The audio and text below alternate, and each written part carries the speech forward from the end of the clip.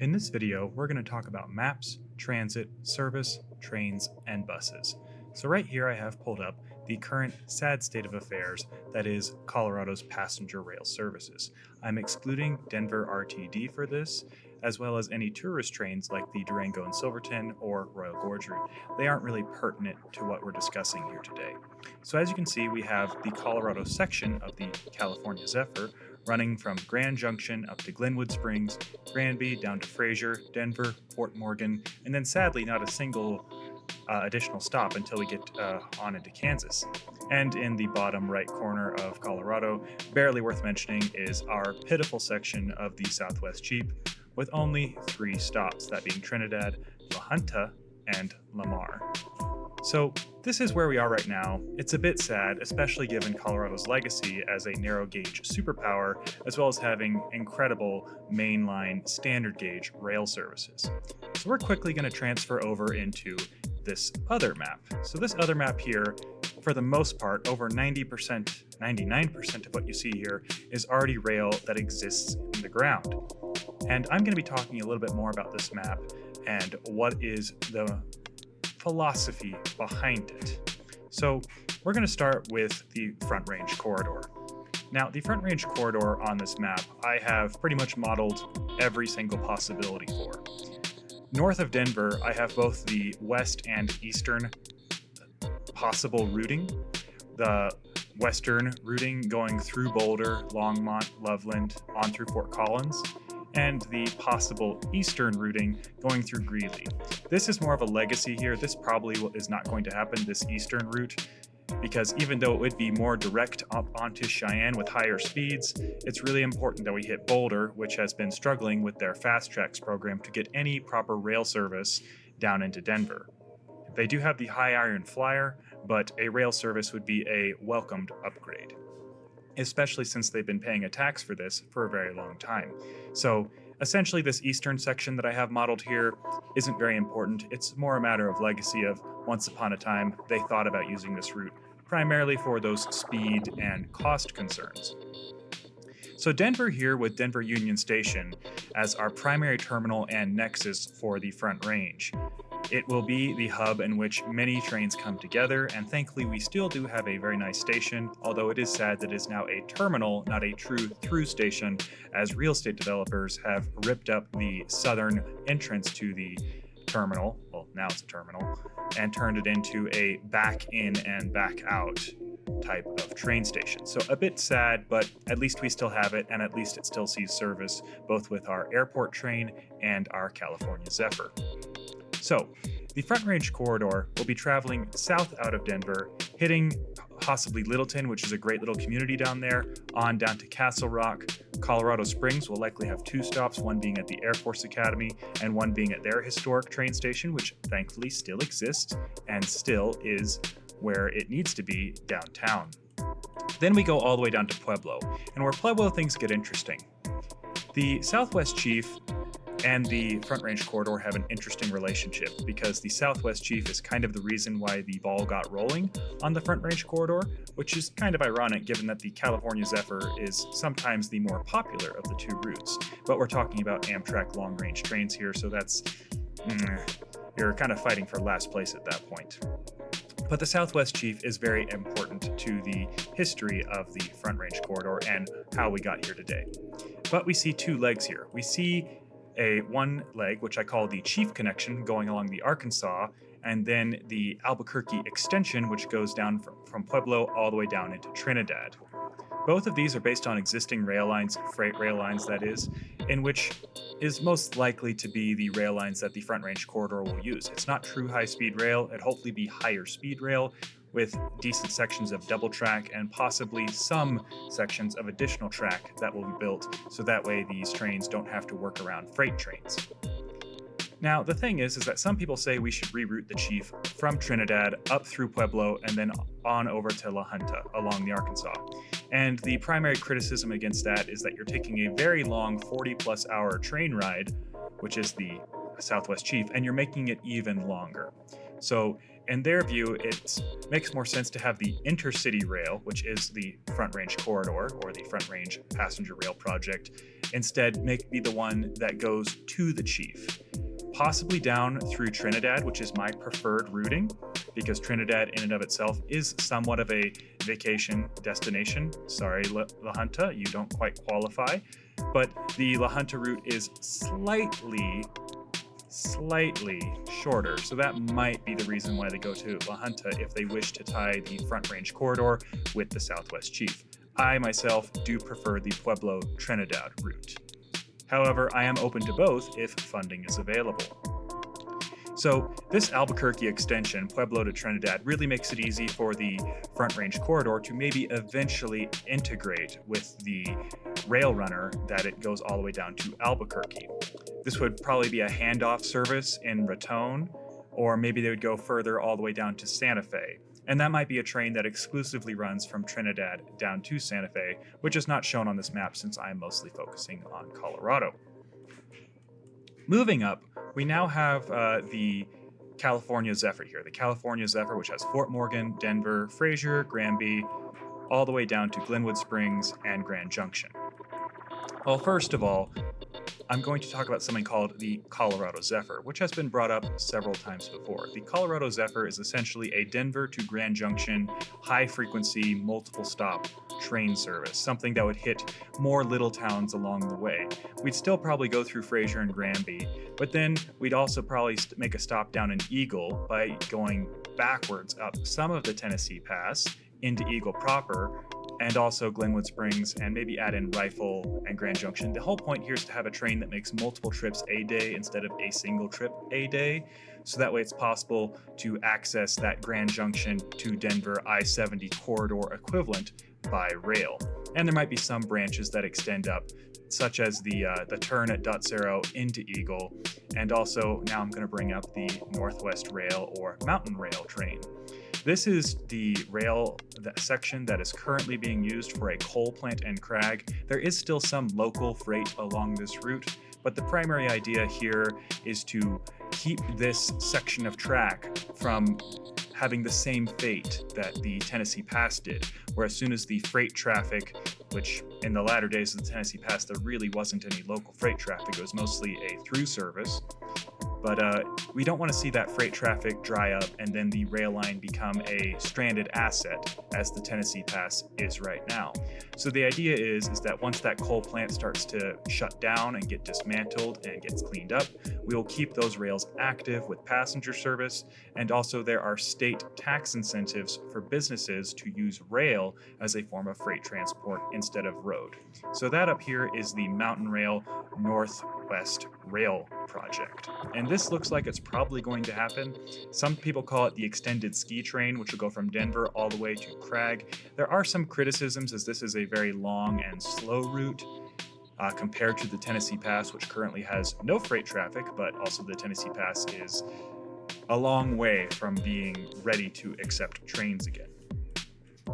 Moving south to the Tennessee Pass, you can see that past Eagle, I've added a little bit of a gap here that goes from the Tennessee Pass up to Vail. This is a very small section of track that would need to be built to get into Vail proper. It would be built along the I-70 corridor, pretty much paralleling the entire road. It seems as though it could be done, and likely this would be for passenger rail only, and hopefully it could be built in such a way where it might have relatively steep grades that passenger trains can tackle a lot better than freight trains, but still you'd want to keep it relatively gentle, so that way it wouldn't be something like the RTD, which if you know anything about the Denver RTD, some of the routing that they use looks more like a roller coaster. So hopefully we can avoid getting that crazy, but still produce a relatively smooth rail line into Vail that wouldn't quite go full roller coaster that heavyweight Amtrak trains could, or the equivalent, would be able to climb. So the Tennessee Pass here is quite important because it helps fill out what I like to call the Colorado Triangle, which is Denver to Glenwood Springs or Dot Zero, depending on how you want to look at it, and then having Pueblo down here as the bottom of the triangle. We are lucky in Colorado that we still have so much rail that still goes through relevant locations in our state, places people want to be. This is prime ski country. we have some of the best resorts and ski areas in the state along here. In fact, one of the ski areas that is in quite a great position is actually Ski Cooper, which is at the top of the Tennessee Pass, in which they could almost have direct rail service to their ski area with a bus that just brings them up to where the ski area actually is, in much the way how the Winter Park Ski Express has rail access. It won't be quite the same with, being able to get off a train and walking to a lift, but it's pretty close. Leadville over here serves as an interesting junction depending on if the I-70 AGS ever gets built. That's the guideway, the monorail. Honestly, at this point in our history, we're probably most likely to see some kind of bus rapid transit system along I-70 that goes all the way up to Copper Mountain and then continues off of I-70 up to Leadville. This is important because of its proximity, or really its direct line into Denver. But it is kind of sad that when they built that highway, it was built so steep and so twisty that there's pretty much no way for any traditional rail project to be built along it to get a Leadville to Denver connection that would be more direct. But still, the Tennessee Pass is relevant because of how it links everything else together. We go down to BV, which is a great little tourist town, great little whitewater town, Salida, of course. And down here, we have Cotopaxi. Now, the thing about Cotopaxi, and the reason why I added a station here, is because this is how we get to Silver Cliff and West Cliff. These are kind of stranded communities that are the closest to Cotopaxi. It's not great, and probably the Cotopaxi station will never happen, even though they have had a station there historically. The idea here is, again, to make sure that if any public money is spent on rail projects of this magnitude, that we allow the largest number of people to be able to use it and remove those barriers for entry. I'm going to go further in this video when I talk about how buses are going to turbocharge this entire system. But for example, with Cotopaxi, you could have a bus going between Cotopaxi and West Cliff to allow that community to access this rail line. Then we keep on going down to Canyon City, which still has 2 railroad stations, one of which is, at the time of recording, is up for sale. It used to be a bank, but it is still an old Denver and Rio Grande railroad station, or possibly Santa Fe. It's hard to tell. I'd have to look up the history of it. But the other railway station is, of course, the Royal Gorge Route Railway Station, which is still in service as a railway station, but for a tourist railway, which is this little orange section right here. It'd be interesting to see if the Royal Gorge route would play nice with anyone wanting to go through their station. That is a future video that I'm going to be making about the Royal Gorge rivalry, a little bit of the history of the Royal Gorge Wars, and maybe the next round of Royal Gorge Wars, if depending on what the fate of the Tennessee Pass is. We have a station down at Florence and all the way down to Pueblo, completing the Tennessee Pass stations.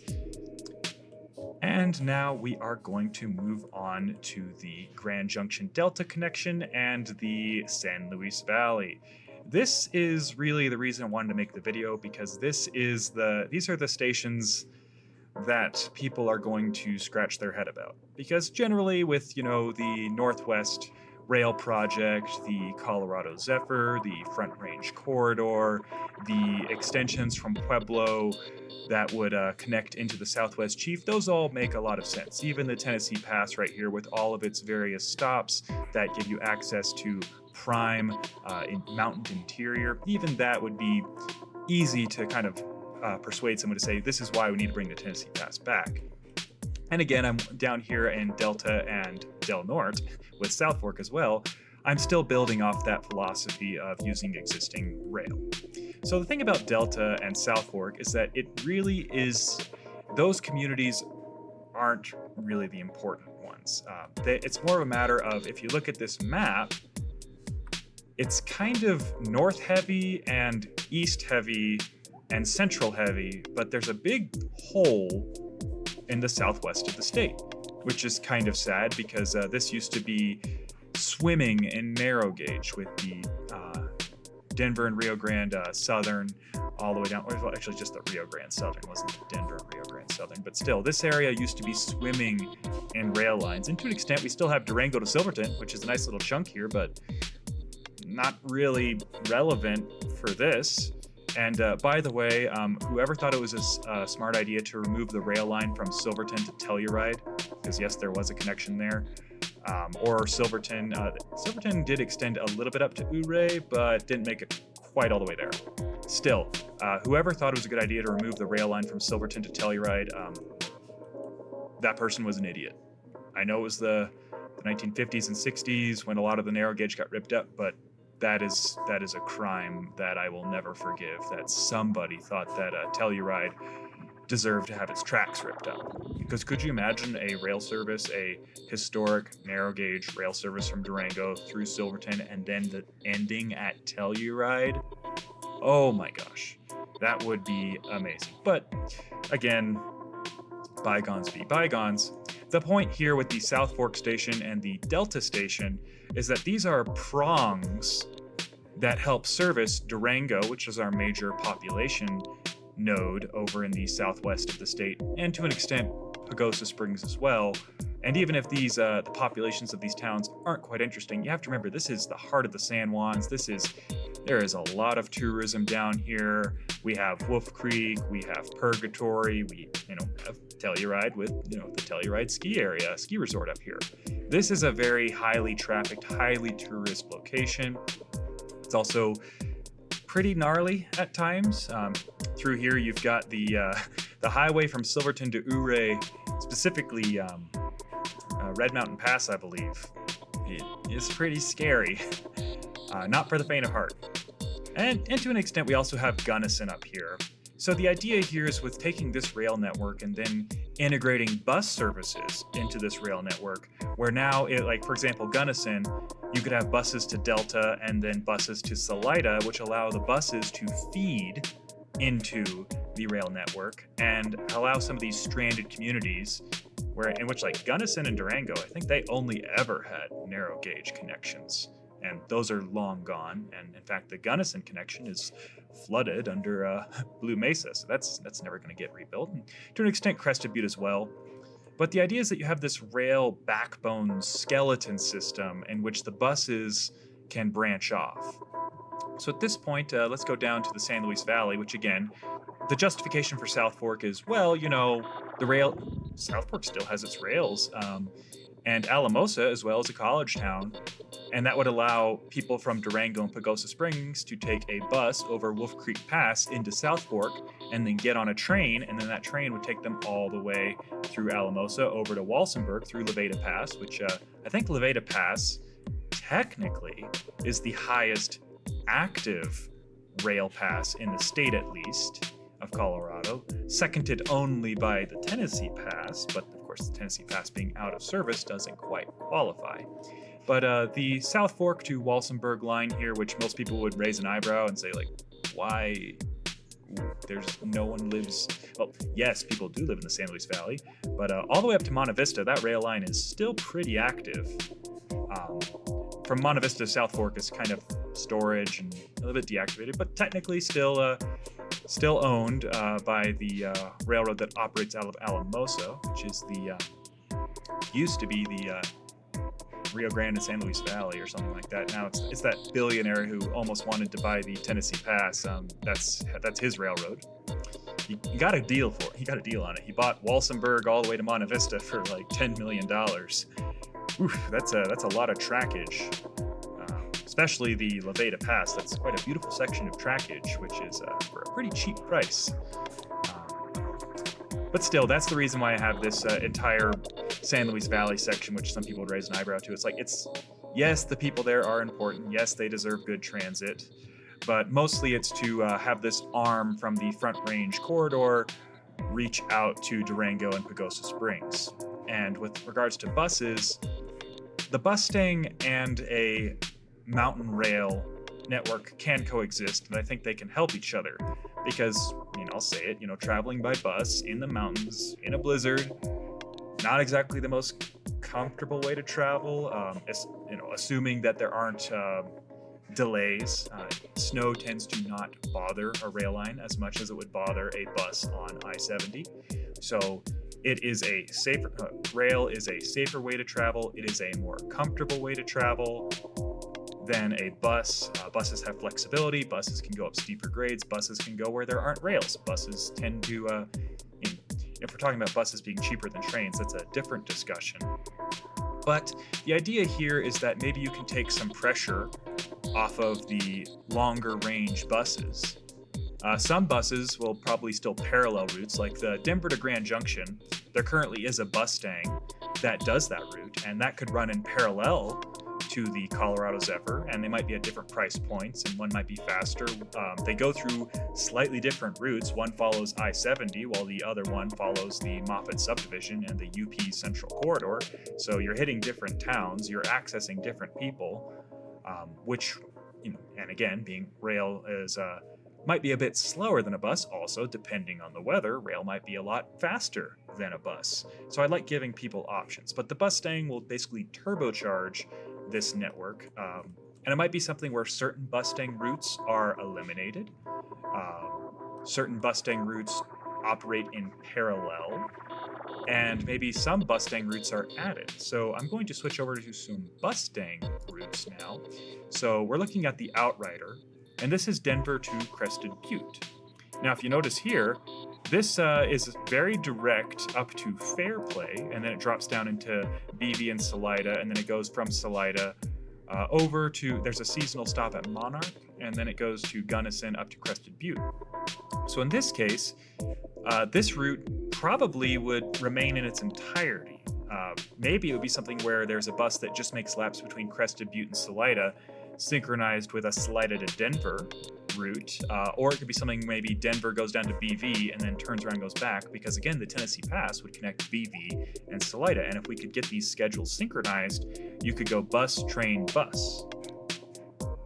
So this one is really one where that Salida to Gunnison route is the important leg if the Tennessee Pass is brought back, because that would serve as a feeder to connect Gunnison to the Tennessee Pass, which would again go all the way down to through Canyon City down to Pueblo. Hopefully that is something in my map that I might have looked over, but the Canyon City to Pueblo connection, of course that's just part of the Tennessee Pass, of course, to get that Canyon City to Pueblo connection. But depending on if you're going to Colorado Springs, it might make more sense if you go from Gunnison. And this is pretty much following the same route that you would likely take if you were driving. But going from Gunnison to Salida, Salida down to Pueblo. From Pueblo, you get on the Front Range corridor, and then you jump up to Colorado Springs. If you're going from Gunnison to Denver, probably just take the bus. But we're providing options here. And on the other end, you'd have a bus going from Gunnison out to Delta, in case you were, say, going to Grand Junction, or maybe you were getting on the California Zephyr and you're on your way to Salt Lake City. We're trying to create options. You can't judge the need for a bridge based upon how many swim across the river. I'm just trying to show you possibilities here.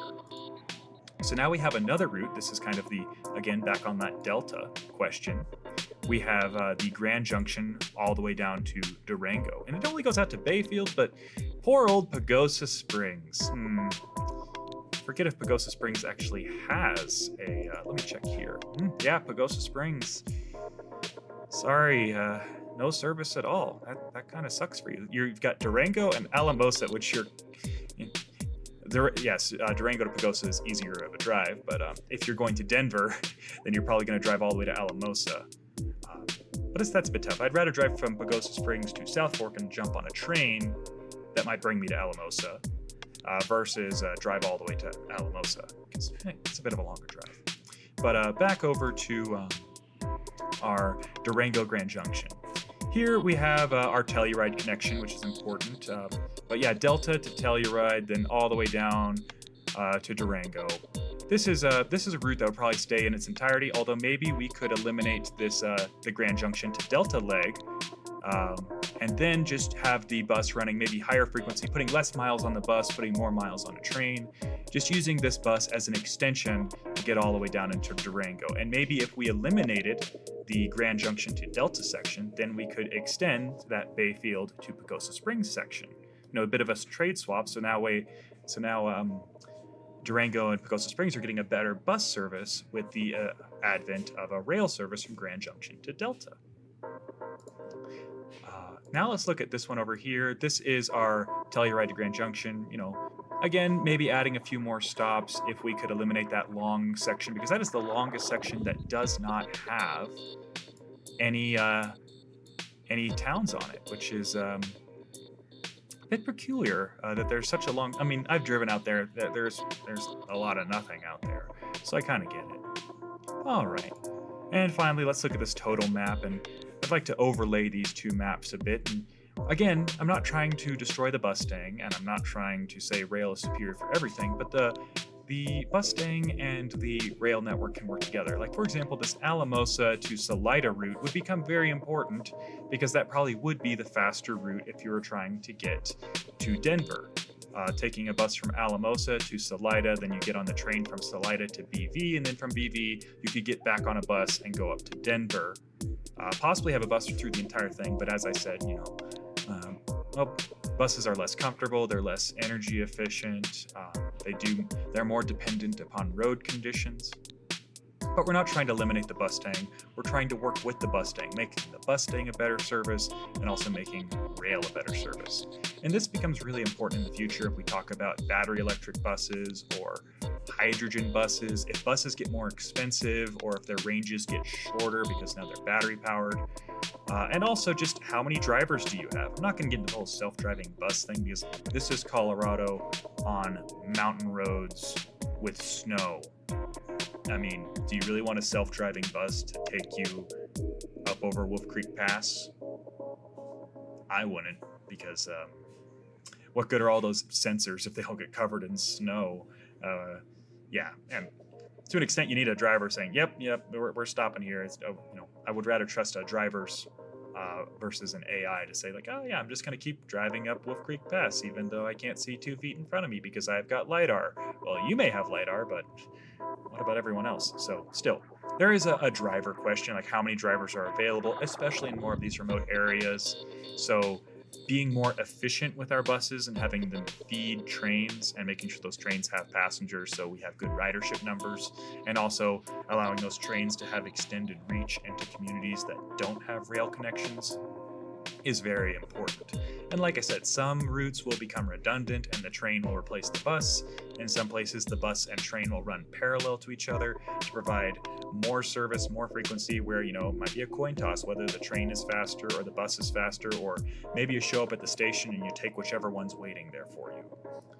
It's all about service, and it's all about providing that more efficient means for people to access these remote communities without driving their own personal vehicle, taking those risks if they're unfamiliar with mountain roads, and reducing the amount of damage that we do to both our environment and our road network.